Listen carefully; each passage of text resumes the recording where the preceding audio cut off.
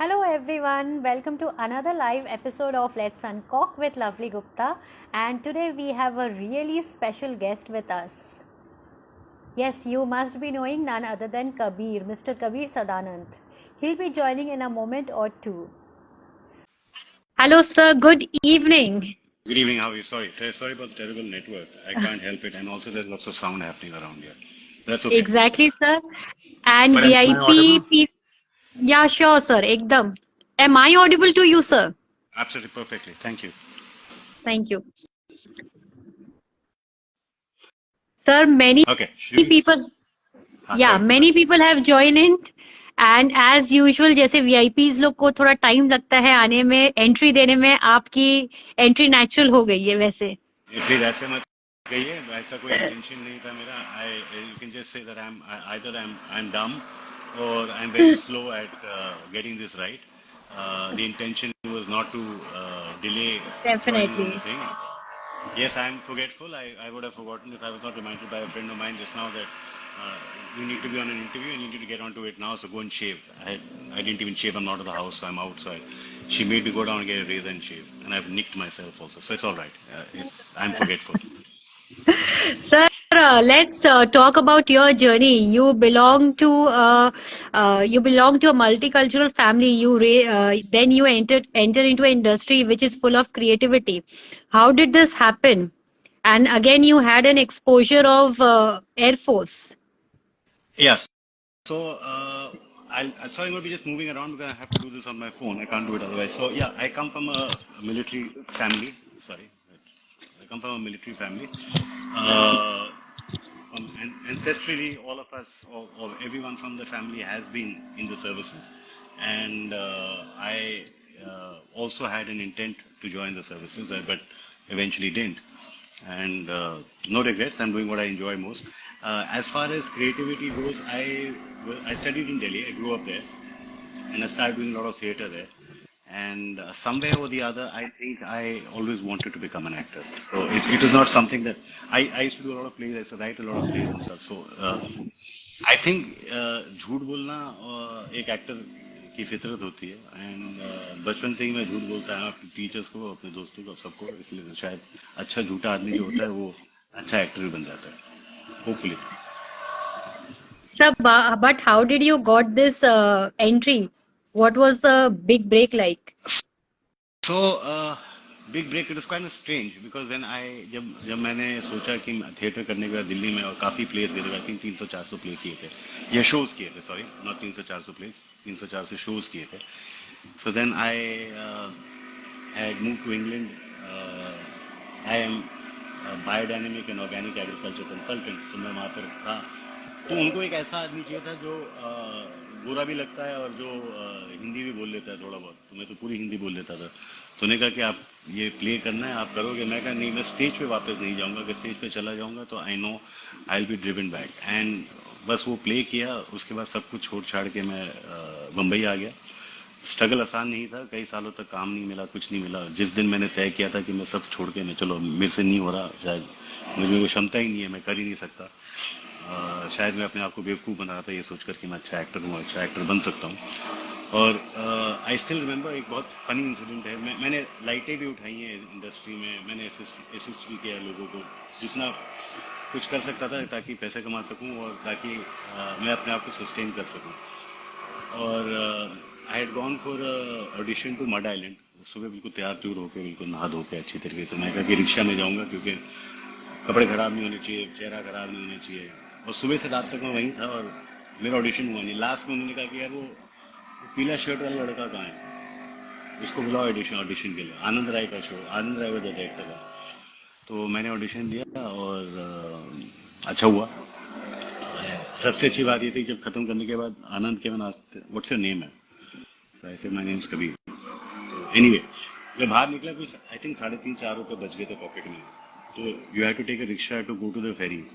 और भूख बहुत लगी थी क्योंकि सुबह से कुछ खाया नहीं था. तो मैंने जाके एक वड़ा पाव खा लिया था. तो बच गए कुछ 1.5 रुपए करीब.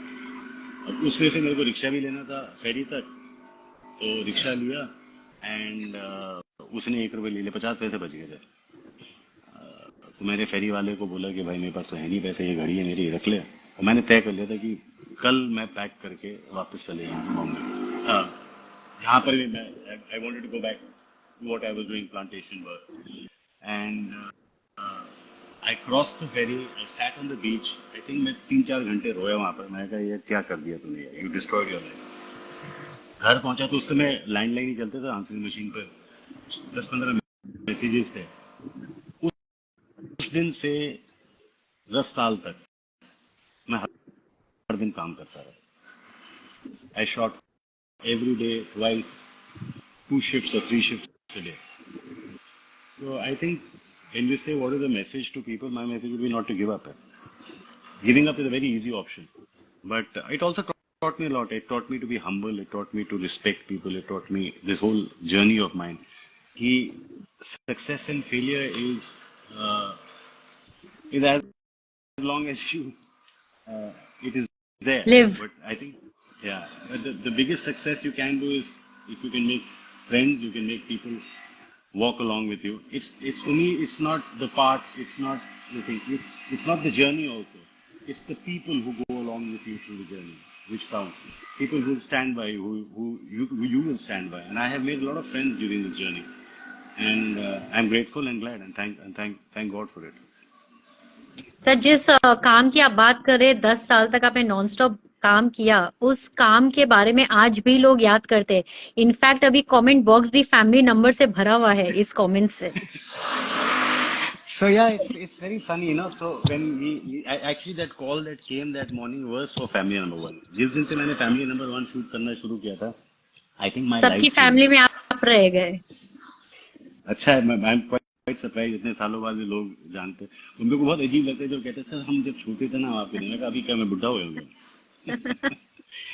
So but it was something, I think वो क्या होता है ना, कभी कभी some things just click and they work. I think family number one एक ऐसा शो था, काफी बफून की तरह मैंने काम किया, यहाँ से कूदता था वहां कूदता था।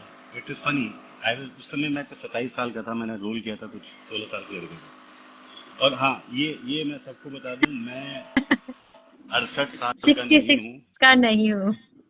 गूगल पे विश्वास मत करो, अपनी अकल लगाओ। सर, अभी आपको कोई 40 का भी बोलेगा वो भी यकीन नहीं होगा। You just being kind. Thank you. No no sir, it's true sir.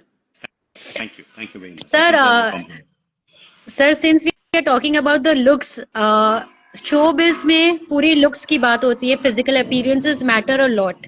Sir, कभी आपका physical look, specially your complexion, created a specific role के लिए आपको कभी बांध दिया गया कि आपको लगा कि क्योंकि मेरा कलर बहुत फेयर में आता है तो मैं पर्टिकुलर रोल्स ही मुझे मिलते हैं, और स्पेशली अगर फीमेल कॉलीग्स के साथ आप काम कर रहे हो तो कभी वो हिंड्रेंस रहा है? देखो, रोल्स के लिए हाँ दिक्कत तो होती थी, क्योंकि सब क्या सोचते थे कि अमीर आदमी का रोल ही प्ले कर सकता है, ये हम्म। गोरा है, लाइट आईज है। But I constantly try to break that mold, कि मैंने कोशिश की कि मैं ऐसे पार्ट्स करूं। इनफैक्ट एक शो था कहाँ से कहाँ तक, मैं प्लेड गुड्डू, वो था शगुन। चलो ठीक है, शगुन मेरे wanted to chocolate face boy, पर मेरी हिंदी साफ थी। I think that covered up a lot of the problem. आज के दिन पे I don't think that is now a stumbling block anymore, because it's become, a lot of people say that we specifically want him because he fits the part. But ऐसे कई roles थे जहाँ पर मेरे को जाके कन्विंस करना पड़ा लोगों को कि नहीं मैं कर सकता हूँ। अब मेरे को I want to do something which is not me। जैसे एक फिल्म थी जो नंदिता दास, मी एंड राहुल बोस, 24 घंटे एक दिन। And when Anant called me, Anant is a friend of mine, Anant called me and he said that Kabir, I want you to play the villain in the film. तो मैं बड़ा excite हुआ था, because ऐसे ये सड़क छाप is a contract killer, and it was quite exciting. I change the look, body language change किया था, मजा आया था। बट यस, स्टार्टिंग में यस, उस समय का दौर अलग था, आज का दौर अलग है। उस समय exactly sir. I Sir, think because people were, recently, not recently, a couple of years back, नील नितिन मुकेश ने भी ये इंटरव्यू दिया था कि उन्हें बहुत ज्यादा मुशक्कत करनी पड़ती है to actually get his complexion tanned. बहुत ज्यादा कन्विंस करने की जरूरत पड़ती है बिकॉज ऑफ दैट कॉम्प्लेक्शन। अब वो दिक्कत मुझे नहीं होती। मैं गोवा में रहता हूँ और मैं बाहर ही बैठे रहता हूँ, तो I am automatically getting darker, so it's a better space to B.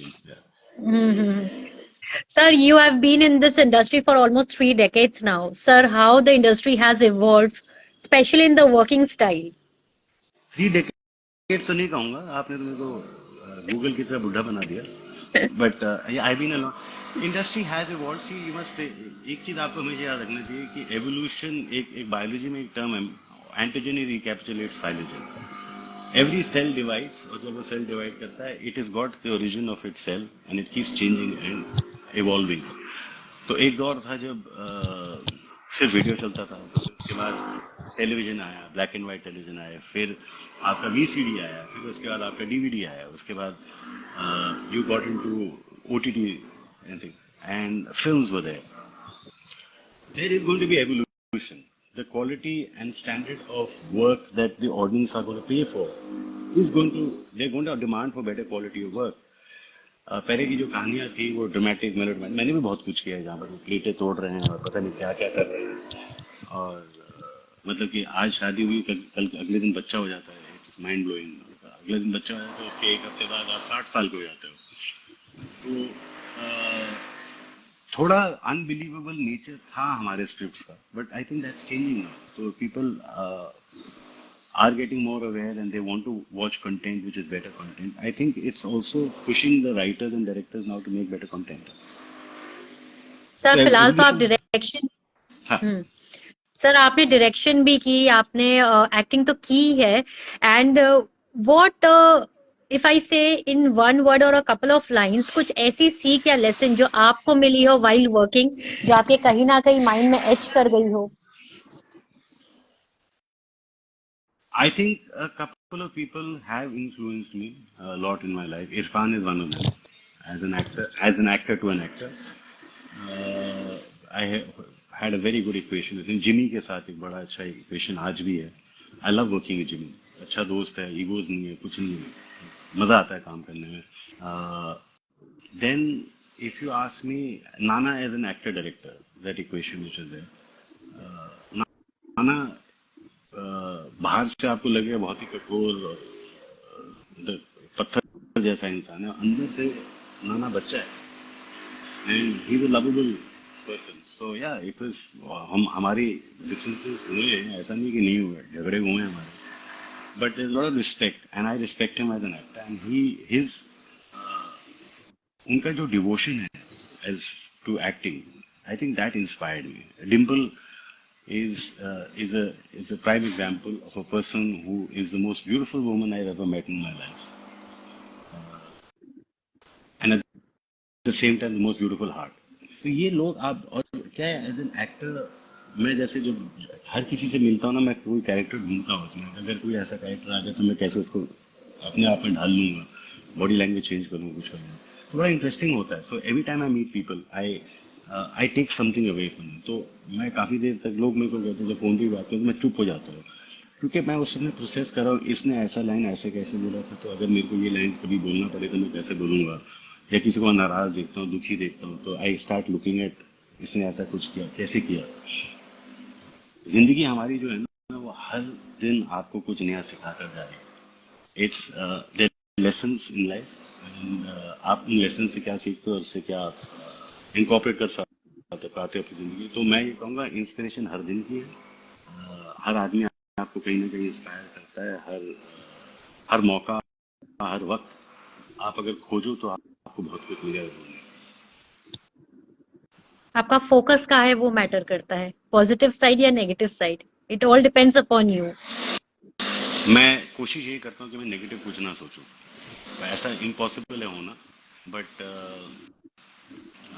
हाल ही में मेरा झगड़ा हुआ था अपने मेरे बहुत खास दोस्त के साथ, and I think I was very arrogant and I was stupid. मतलब कि वो जो बिगड़ा हुआ बच्चा होता है ना, मैं सांस पकड़ के बैठ जाऊंगा. और उसके बाद जब मैंने सोचा, मैंने कहा कि यार प्रॉब्लम क्या थी. प्रॉब्लम ये थी कि तुम दूसरे आदमी की बात नहीं सुन रहे थे. तो I think arrogance in life, in our life, is something that can pull you down. तो जब किसी का झगड़ा हो तो आप पहले ये देखिए कि आपने क्या गलत किया, क्योंकि आप अपने आप को सुधार सकते, किसी और को नहीं सुधार सकते. तो अपने आप को सुधार लो, बाकी को सुधारने में छोड़ दो. करेक्ट. सर, एक और बहुत ही ब्यूटीफुल रिलेशन आपका है आपकी डॉटर के साथ, जिसकी हम झलक देखते हैं आपके फीड्स पे. So kindly reflect on that very beautiful and pure relationship between a father and a daughter. देखो मेरी बेटी जो है वो 19 साल की होगी, हम दोनों एक साथ रहते हैं। 2 साल पहले तक मैं उसका बाप था, आज वो मेरी माँ बन गई है। तो if I am going out तो वो पूछी किसके साथ जा रहे हो, कहाँ जा रहे हो, कितनी देर में वापस आओगे। तो अभी जैसे इसका मैसेज आया था, खाना खा लिया आपने, कॉफी पी लिया आपने, कितने बजे वापस आओगे, क्या करोगे। I think the best thing that can happen to any person, any man, is to have a daughter. क्योंकि एक बेटी जो है आपको इतना कुछ सिखा जाती है, and it's so important that you give her the good correct values. आप उसको ये सिखाओ कि मैनिपुलेट ना करो, किसी का फायदा ना उठाओ, at the same time B strong. In my case I think मैं अपनी डॉटर से बहुत इंस्पायर होता हूँ, क्योंकि she is someone who keeps pushing me. उसकी वीकनेसेस हम सबके वीकनेसेस होते हैं, मगर जब इंसान अपने वीकनेस से उठकर बाहर कुछ करना चाहे, and the way she takes care of my mother, I look at her and I say I wish I was a son like she is my daughter. So it's a lovely relationship. We work out together. She hates me for it. वो हर बार हर दिन excuse बना के घूमती है कि सुबह आज नहीं जाए क्या, और मैं फैनेटिक हूँ एक तरफ और ढीठ सा भी हो गया हूँ as far as workout goes. So it is a beautiful relationship, and I just I on her 18th birthday I think I penned, yeah, not what I think I did, मैंने एक कविता लिखी थी उसके लिए। मैं आज भी पढ़ता हूँ तो my eye start welling up. It's I am ever so grateful to God and thankful कि I have a daughter like Kahini. Sir आपने अभी फिटनेस फ्रीक की बात की। आप बहुत बड़े फिटनेस फ्रीक है। हम जैसे आपके फीड में देखते हैं, आपको देख करके भी लगता है। तो इस फील्ड में आना कैसे हुआ, कैसे आप इतने कॉन्शियस हुए, एंड हाउ टफ और easy it is for you to maintain this ritual every day का? ये रिचुअल कैसे मेंटेन हो पाता है? देखो मेरी जिंदगी में 3 बार बहुत बड़े चेंजेस हुए हैं, और हाल ही में there was a big change that happened, and it's very easy. आदमी जो है, इंसान जो है, वो नेगेटिविटी में स्लिप करना बहुत जल्दी स्लिप कर सकता है। And I have a friend called Navtej, and he came and he said that Kabir, put your shorts on, put your t-shirt on, and we're going to the gym. मैं reluctant था, hesitant था। फिर Anna is there, Sunil Shetty, then there's a friend of mine, Rashi, who's there. Then I started watching them, and I said, यार boss, और जब मैं started working out, I started feeling positive. I started feeling happy. I started feeling full of energy. एक ऐसा लगा था कि there was a rebirth that happened. So in your worst stages of your life, if you can start giving yourself time, जब अपने आप को आप वक्त दोगे, जब वक्त अपने आप की सोच को दोगे, अपने अपने शरीर को दोगे, ये इन्वेस्टमेंट जो है ये वापस आप ही के पास आनी है, कोई और लेकर तो नहीं जाने वाला। और एक जो हैबिट्स सा हो गया है मेरे को, तो लोग अब कहते हैं यार it should not go beyond. कई बार मुझे ऐसा लगता है कि I think I am pushing it too much, कि मैं सोशलाइजिंग बंद कर देता हूँ, लोगों से मिलना बंद कर देता हूँ, क्योंकि मेरे को अभी जिम जाना है। तो ये बट अगर ये बहुत जरूरी है। I feel much happier now. So I been through the worst phase of my life mentally and this thing, and I got through because of the gym. और आज के दिन में because when you start getting positive, आप positive की बात करना शुरू करते, लोग आपको सुनने लगते हैं, अगर आपसे बातचीत होनी शुरू होती, लोग भागते नहीं है फिर, क्योंकि आपके पास अब बहुत कुछ और बात करने के लिए है। जब आदमी लो होता है तो मेरा ये एडवाइस होता है सबको कि भाई अगर तुम्हारे साथ वैसे कुछ हो, when you feeling low, when you feeling down anything, जाओ जिम, जाओ, go to the gym. Sir basically mental space को क्लियर रखने के लिए, बेटर रखने के लिए, I think workout is a must. It's a must, it's a must. मैं कहता हूँ आप दिन में 1 घंटा तो अपने आप को दे सकते हो, इतना भी क्या बिजी हो, 1 घंटा निकाल कर दो ना। It's a good thing, and I think it will sir help आपके एवरीबॉडी। आपके लिए फिटनेस फ्रीक का आइकन कौन है? मेरे लिए अन्ना, किसने आपको इन्फ्लुएंस किया? सुनील अन्ना, शेट्टी। लुक एट हिम यार, ही इज एब्सोल्युटली फैबुलस है। कुछ मतलब कि वो आदमी वर्कआउट करता है ना। I work with him, Anna, for a long time as an actor, as a director also with him. He is fabulous. Just look how he looks. Anna is an inspiration to all of us. Sir final message to your fans, all your well wishers. मैं बस ये कहूंगा, जिंदगी में जो है ना, अगर आपके पास सी देखो, अगर जिंदगी में उतार चढ़ाव नहीं होंगे तो आप सीख के क्या जाओगे। आगे बढ़ने के लिए गिरना बहुत जरूरी है। तो आज के दिन जब आप गिरते हो कहते हो why is it happy to my life, why is this bad thing that matter. अगर वो नहीं होगा तो ना आप कुछ सीखोगे, ना आप कुछ आगे बढ़ोगे। whenever and people on the side will keep saying that अरे यार तुम ये कर सकते हो। people only talk about you because you are important. People only talk about you because you're successful, and to be successful you have to fail. Don't let a failure come and pull you down. Make a failure a stepping stone for you to learn. Pull yourself back, gather yourself and move ahead. And अगर आप acting करना चाहते हैं या writer बनना चाहते हैं, जिंदगी में एक्चुअली किसी भी फील्ड में आप जाना चाहते हैं, आप अगर पेशेंस नहीं रखोगे, इवन इन रिलेशनशिप अगर आप पेशेंस नहीं रखोगे, आप समझ बूझ के साथ नहीं चलोगे, आप में कभी वो क्षमता ही नहीं होगी कि आप कोई भी रिलेशनशिप को सस्टेन कर पाओ या कोई भी गोल या लाइफ के एम को सस्टेन कर पाओ। Go to the gym and be positive and never fear failure, everything has to work out. Sir, before I say good bye to you, sir एक बात जरूर आपसे कहना चाहूंगी कि I follow lot of dohas by Kabir ji, Rahim ji, जो हम हिंदी में पढ़ते थे, पर मुझे बिल्कुल भी अंदाजा नहीं था कि इस जमाने के कबीर से भी मुलाकात होके मुझे अंदर से बहुत अच्छा लगेगा, मुझे बहुत सीखने को मिलेगा। Thank you very much. वैसे I have a great interest in poetry also, और कबीर साहब के सारे दोहे मुझे याद हैं। स्कूल में अरे याद वाह। नहीं, हिंदी में डांट पड़ती थी मगर हिंदी टीचर से, मगर आज के दिन सब याद हैं, और जब भी मेरी बेटी कुछ गड़बड़ करती है तो मैं उसको एक दोहा सुना देता हूँ। सर एंड शायद आपके कोई वेल विशर ने लिखा है पोएम और song a request sir. Sir finally a couple of lines. जिंदगी जी लो यारो ये मौत की मेहरबानी है, जिंदगी जी लो यारो ये मौत की मेहरबानी है, उसके जाने के बाद जो बच गया बस वही उसकी कहानी। बहुत खूब। Sir sir thank you so much for joining us live. Hopefully हम फिर वापस एक और नया पॉडकास्ट करें आपके साथ। जी, and thank you very much for everyone to join, and it's been absolutely wonderful and delightful to be speaking to you. I don't know, I keep rambling away. I'm not one who will sit and think and procrastinate about what I have to say. I just say what I have to say from the heart. Good, bad, ugly, whatever. You get me as I am. Thank you. Thank you thank very you. much. Thank you for thank you inviting sir. me. Thank you sir. Cheers. Bye. तो या mister Kabir Sadanand से बात करके मुझे बहुत अच्छा लगा। आपको कैसा लगा मुझे डीएम जरूर करिएगा। एंड ये एपिसोड आप देख सकते हैं यूट्यूब में within a day or two. I will be sharing the stories.